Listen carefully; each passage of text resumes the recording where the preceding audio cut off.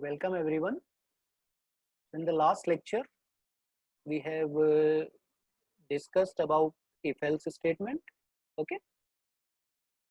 So in this lecture, we are going to cover our next variation of if statement, which is else if ladder. Right. Let us have a quick recall about simple if and if-else statement. Simple if we use when we consider only about the true part of a condition. Right. If else is used where we have exactly two possibilities, right? Now if we have more than, as you know, in the last lecture also I have told about this else if ladder, where it is going to be used. It is going to be used where we are having more than two possibilities, like 3 or 4 or 5. Okay,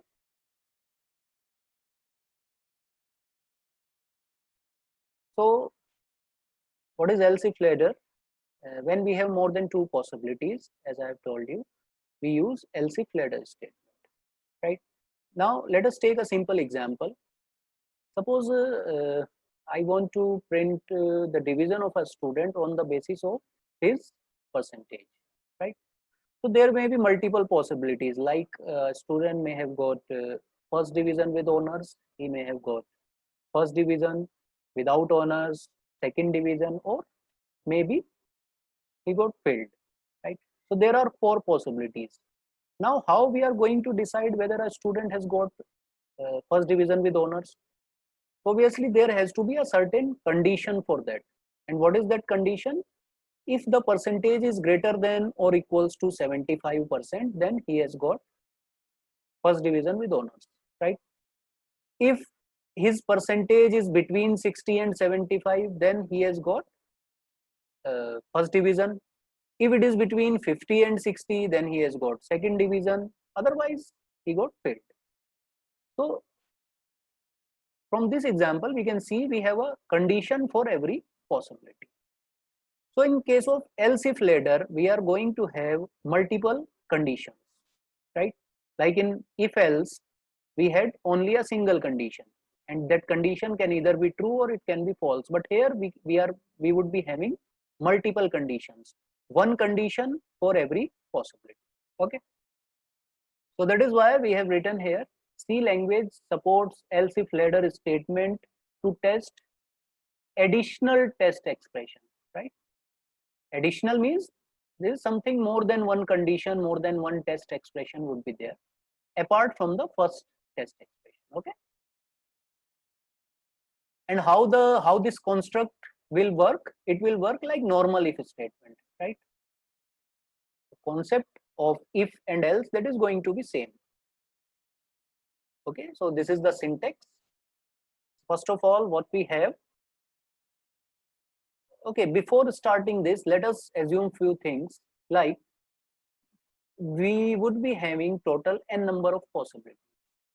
Okay, so n may be 3, n may be 4, n may be 5, right? And for every possibility we are going to have a condition. What we are going to do, we are going to, as per the convention, we are going to put condition for first n minus 1 possibility, right? We are going to put condition for first n minus 1 possibilities, and the last possibility would be taken care of by else, this last else. Okay, so that I am going to tell you now. So what we have, as I have told you, we have multiple possibilities, and for every possibility there is a condition. Now let us see this syntax. First of all, we have if, and then we have a test expression 1, or you can call it test condition 1. So this is the condition that is going to be true for the first possibility. Okay, so if this condition, this first condition is true, what we are going to do, we are going to execute this block 1. Okay, and as I have already told you, a block may have a single statement or it may have multiple statements, right? Then there is a else for this if, there is a else, and then again there is a if. So remember this thing, we are having a else, we are having a if, so there has to be a space in between because these two are different keywords, right? Then condition for the second possibility, which we are calling as test expression 2. And if this second condition is true, then what we are going to do, we'll write it in this statement block 2. Okay. Similarly, we may have else if test condition 3, then block 3, else if test condition 4, block 4, so on and so forth, right? Up to this n minus 1th condition. Okay. I have already told you what we are going to do.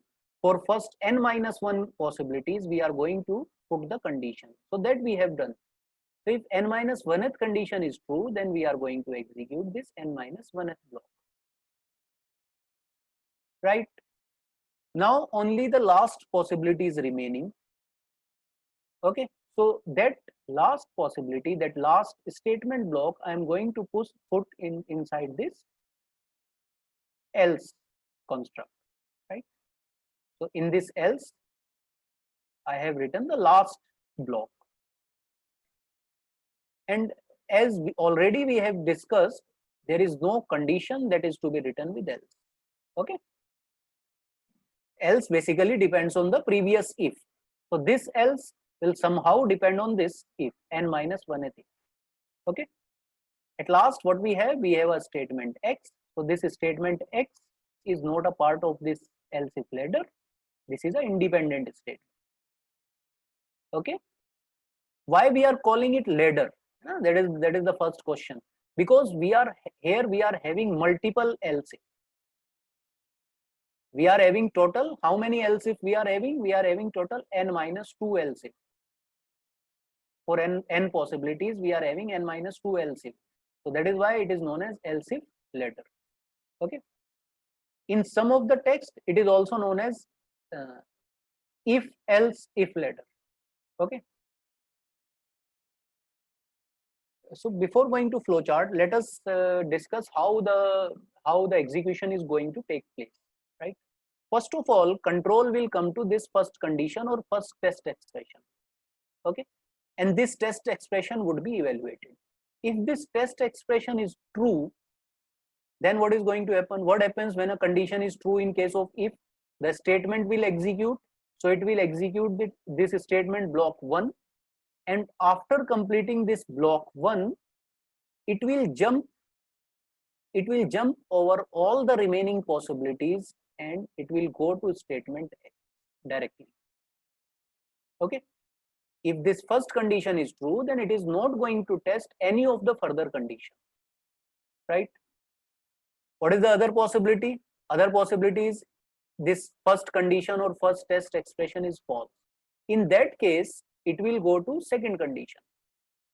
Only if the first condition is false, then only it will go to test condition 2, test expression 2, right? Then test expression 2 is evaluated.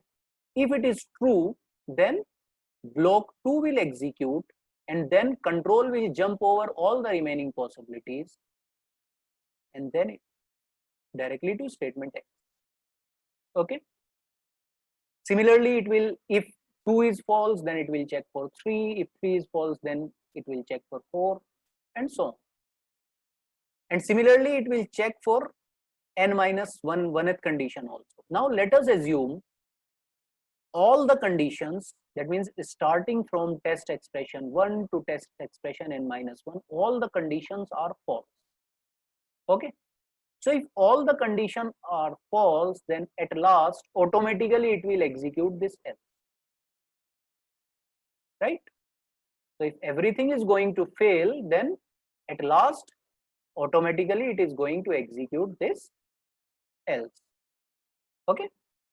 So in any case, one of these statement block is going to execute, right? Depending on the condition. Now let us come to this flow chart. First of all, what we have, we'll check for first condition, first test expression. If it is true, we'll come to this side, left side. Block 1 will execute and then it will come to directly to statement X. If first condition is false, then it will come to right side. then it will check for test expression 2. If test expression 2 is true, then it will come to the left side of this decision box. Block 2 will execute, and then to statement X. Similarly, if 2 is false, then it will check for 3. If 3 is false, then it will check for 4, so on and so forth, up to n minus 1th condition. If this last condition is also false, that means last condition is n minus 1th condition. If even this is false, then it will automatically execute last block, nth block, and then come to statement. Okay, so out of these n blocks, one block is always going to execute, right? Let us have more clarity using this example. In this example, what we have to do, we need to input a number and then classify that number as either as positive or negative or 0, right? There are 3 possibilities, so we are going to use else if ladder, right? First of all, as usual, we have included the header file, then main function, right? I have taken a variable num and its type is integer. So num is basically, this variable is taken to have that number from the user, right? To take input from the user, what I do, I use a scanf function. But before scanf, we always have a printf. So enter any number, then scanf %d ampersand num. Okay. So now we have this number. Now we are going to put conditions. So first possibility is, here I have taken the first possibility as if num is 0, right? So I have started with this 0. It is not mandatory. You can start with positive or negative or 0, whichever you want. Okay, it is up to you. We have to cover all 3. So, but the order that can be decided by the programmer. So it is up to you, right? So I have written if num is equals to 0. If num is 0, so what I have to do? I have to print the corresponding message. So here I have printed, okay, the entered number is equals to 0, right? One possibility covered. Now I'll come to second possibility, and that is what? Positive. Again, you can go for negative also. It is up to you. So here I have put else if, and then condition for the second possibility. And second possibility is positive number. Positive number, when it would be a positive number, when it is greater than 0. Else if num is greater than 0. Corresponding messages, number is positive, right? So positive I have covered, 0 I have covered. What else is remaining? Negative. Now, if a number is neither 0 nor positive, then obviously it is negative. So do we need to put any condition? Do we need to put any check? No. So this negative possibility, this I have put directly in the else part, right? In the else part, what I have written, okay, directly I'll write entered number is negative. Done? Okay. Now let us have a look at another example. This is bit different kind of example than the previous one. Here, what we are going to do, we are going to calculate the area of different figures. Okay. And what are the figures that I am going to consider? Obviously, you can add more figures to it. You can add more possibilities to it. I have considered rectangle, circle, and triangle. Okay. So what I am going to do, I am going to create a menu. Like if I relate this problem with some real example. So if I go to some restaurant, then first of all, I get a menu. And then what we do selection of dishes, right? If I take another example, when we go to some ATM, then after entering the PIN and after putting your card, and then we enter the PIN, and then what we get a menu. And then we do the selection, right? Like first choice may be, okay, change your PIN, then withdraw money, then print mini statement, so on and so forth. There are so many options available, right? So same kind of thing we are going to do over here also. I have taken some variables, A for the area, L for the length of rectangle, B for the breadth, right? H for the height, R for the radius. Okay. Then I have taken one variable, choice, right? So basically this variable is going to be the deciding variable. This choice will decide for which figure I am going to calculate the area, whether I would go for rectangle or circle or triangle. So that is to be decided on the basis of this choice. Okay. Now I have using this first printf, I have done nothing. I have just created a menu. So it would be printed like this on the output screen. Okay, 1 for rectangle, 2 for like circle, 3 for triangle, like this. Okay. Now I have asked the user, okay, enter your choice between 1 and 3, right? Now the question is, how many total possibilities are there? Okay, so valid possibilities are 3: rectangle, circle, triangle. But here I am going to discuss, I am going to consider one more possibility, and that is, it may be possible by mistake or deliberately a user input 4. That happens sometime. User may give the choice as 4. Now 4 is not there in my list. I have only 1, 2 and 3. So what should happen? It should give a error message. Okay. Again, if I give you some practical example, if you make a call to some customer care and there is a kind of automative response from the other side. So what happens? It gives us some choices. Okay, press 1 for this, press 2 for this, like this. And sometimes what happens, by mistake we give some invalid choice, right? So what happens then? It will give you some error message. Okay, you have entered wrong choice, or please enter correct choice, like this. So we are going to implement this in our program also. Okay. So I have taken the choice from the user, right? Now what is the first possibility? If the choice given by the user is 1, then what I need to do, I need to calculate the area of rectangle.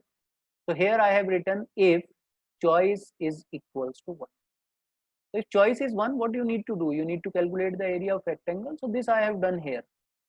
Okay, I have asked for the length and breadth. User has given length and breadth. I have multiplied length and breadth. Area of rectangle is length into breadth, and then I have printed this area. Okay.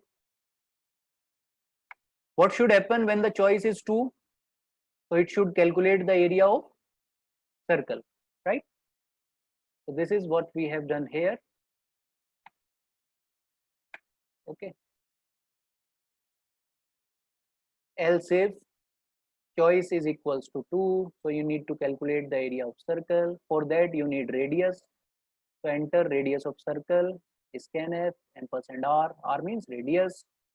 Then area of circle is pi r square. So you can see I have written 3.14 into r into r. Okay.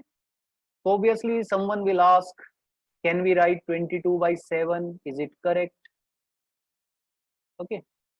So mathematically it is correct, right? If you go to mathematics, so obviously you will get this value from 22 by 7. But if you go to C programming, then it will give you 3. Why? Because 22 is an integer, 7 is an integer, and result of two operation on two integer values is going to be an integer. So either one of these should be float if you want 3.14, or the other ways you can directly write 3.1. Okay, so it is up to you. So please remember this thing. So printf area of circle is 8, right? So this is what we have done when the choice is 2. Similarly, when the choice is 3, we are going to calculate the area of a triangle. So for that, what we need base and height. Area is half into base into height. Again, I have written 0.5. Can I write 1 by 2? Please ask this question from yourself, because what it will give? it will give you 0. Why? Because both are integers, so it is not going to give me 0.5. And when you multiply anything with 0, the area is overall area is going to be 0. Okay. Then I have printed the area of triangle. Okay.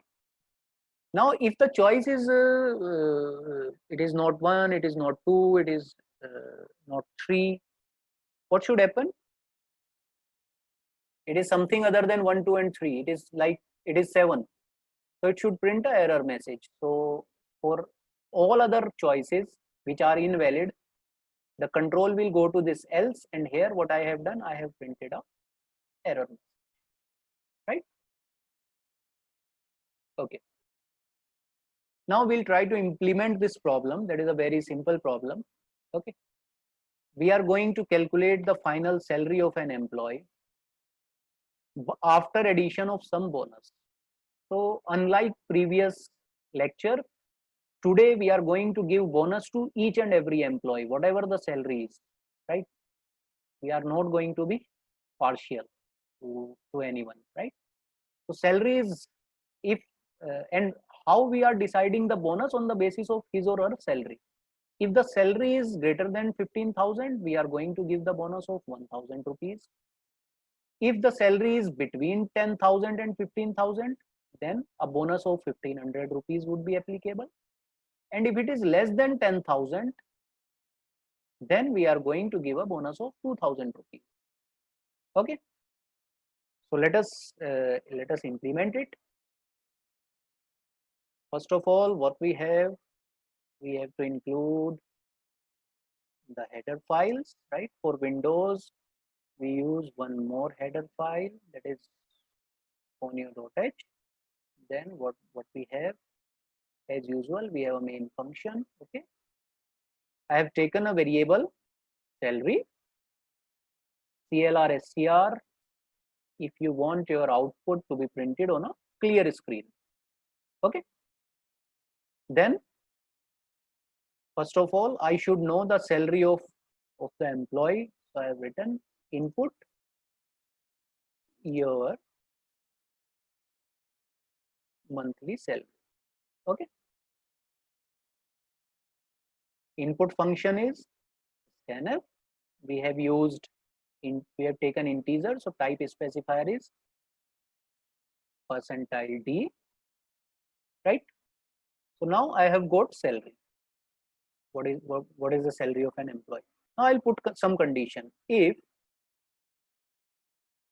salary of the employee is greater than or equals to 15,000, then obviously how much bonus is to be added? I'll add 1,000 rupees bonus to his salary. Okay.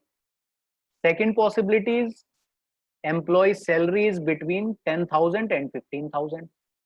So if I have come to this else if, then obvious it is understood the salary is not greater than equals to 15,000. So I'll check for another condition. If the salary is greater than or equals to 10,000, right? Then how much bonus is to be added? 1,500 bonus. Okay. Now I have checked for two possibilities. Now if the salary is not greater than equals to 15,000, it is not greater than or equals to 10,000 as well. So obviously it is less than 10,000. So do I need to check any condition? No, I'll directly give him a bonus of 2,000 rupees. Okay. So he'll get a bonus of either 1,000, 1,500 or 2,000 on the basis of his salary. Now what I need to do at last, I'll print his final salary. Okay. Your final salary is %d INR, Indian rupees. Okay, you can print dollar also. It is up to you, right? At last, get CH. Again, it is not mandatory. Yes, we generally use it. Okay, so code is complete. Now let us compile it. No error, no warning. Okay, let us execute it. Input your monthly salary. Suppose my monthly salary is, let us say, 20,000. Okay, so how much bonus is to be added? 1,000 rupees. So your final salary is 21,000 Indian rupees, right?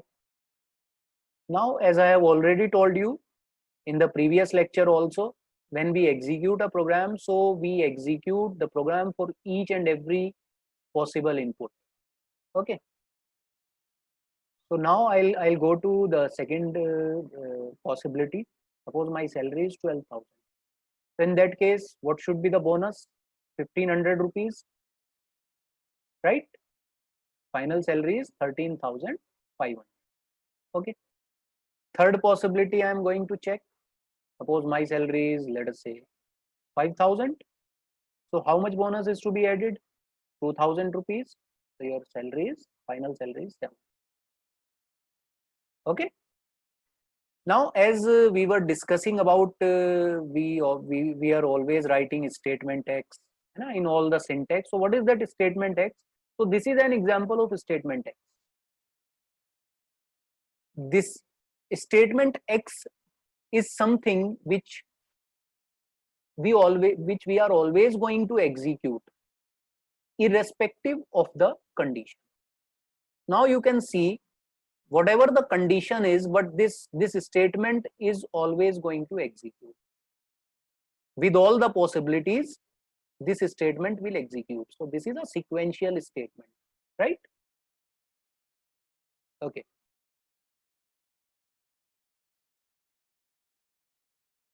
Let us move ahead. So there is a problem for you, like previous lecture also. You have to check whether a triangle is scalene, isosceles, or equilateral on the basis of its side. Okay. So what is scalene triangle? If all the three sides of a triangle are distinct, different, unequal, they are, that is scalene triangle. If any of the two sides of a triangle is equal, then it is isosceles. And if all the three sides of a triangle is equal, then it is known as equilateral triangle. Okay.